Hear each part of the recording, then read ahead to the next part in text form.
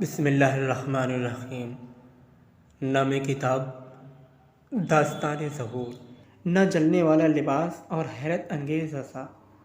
اب امام کے تمام اصحاب مکہ جمع ہو گئے ہیں۔ وہ آئے ہیں تاکہ امام پر اپنی جان قربان کریں۔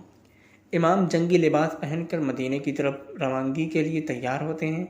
کیا آپ جانتے ہیں کہ امام کا جنگی لباس وہی حضرت یوسف علیہ السلام کی قمیض ہے؟ ارے امام نے یہ لباس کیوں پہنا ہے؟ کیا آپ جانتے ہیں کہ امام کا یہ لباس کوئی معمولی لباس نہیں ہے، بلکہ یہ وہ لباس ہے جسے آگ نہیں جلا سکتی؟ تعجب نہ کریں، آئیں آپ کو تاریخی واقعہ سناتا ہوں۔ حضرت یوسف علیہ السلام کی قمیض دراصل حضرت ابراہیم علیہ السلام کی قمیض تھی۔ جب نمرود نے چاہا تھا کہ خدا پرستی کے جرم میں حضرت ابراہیم علیہ السلام کو آگ میں ڈالے، حضرت جبرائیل علیہ السلام زمین پر آئے تاکہ توحید کے پرچم دار کی مدد کریں۔ وہ جنت سے ان کے لیے لباس لائے، جس کی وجہ سے آگ حضرت ابراہیم علیہ السلام کو نہ جلا سکی۔ پھر حضرت ابراہیم علیہ السلام کا یہ لباس ان کی اولاد کو وراثت میں ملا اور حضرت یوسف علیہ السلام تک پہنچ گیا اور حضرت یعقوب علیہ السلام کی آنکھوں کی روشنی کا باعث بنا۔ یہ لباس نسل بہ نسل ہوتا ہوا پیغمبر اسلام تک پہنچا اور پھر بعد میں ائمہ معصومین علیہ السلام کو ایک دوسرے سے وراثت میں ملا۔ اب واضح ہوا کہ کیوں خدا نے اس لباس کو امام زمانہ علیہ السلام تک محفوظ رکھا۔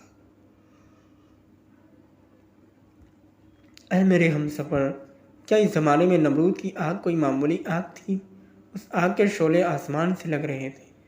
نمرود نے اس آگ کو جلانے کے لیے اپنے تمام امکانات سے استفادہ کیا اور حضرت ابراہیم علیہ السلام کو اس کے درمیان پھینک دیا، لیکن خدا نے اپنے نبی کو اس لباس کے ذریعے بچایا اور آج وہ لباس امام کے پاس ہے۔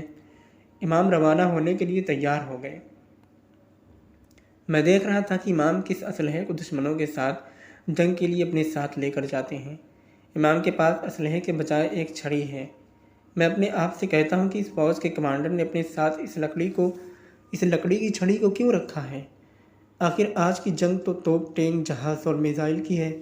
جتنا بھی سوچتا ہوں جواب نہیں ملتا، اس لیے امام کے ایک صحابی سے پوچھتا ہوں امام نے اسلحے کی جگہ اس چھڑی کو کیوں اٹھا رکھا ہے؟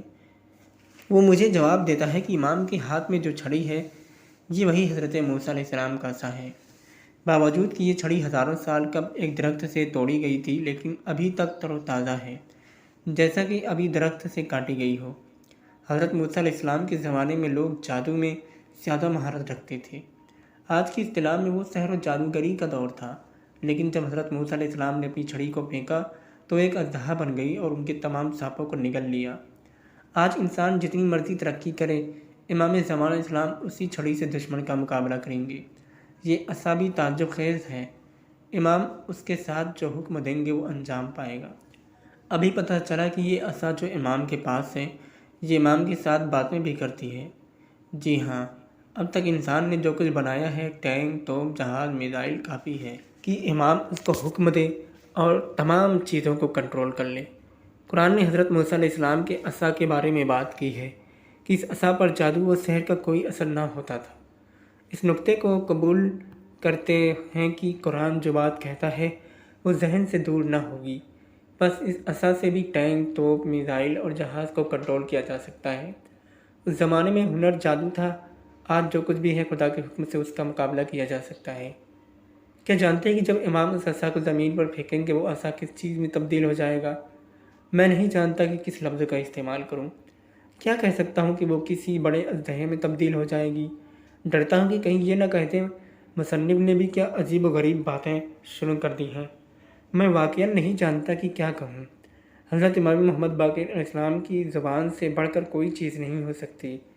آپ تو ان کی بات کو قبول کرتے ہیں۔ آپ نے فرمایا جب ہمارے قائم اس عصا کو زمین پر ماریں گے وہ زمین کو چیر دے گی اور بہت بڑا گڑھا جس کا فاصلہ زمین و آسمان تک ہوگا نمودار ہوگا، جو کوئی اس کے مقابلے میں ہوگا اس میں گر جائے گا۔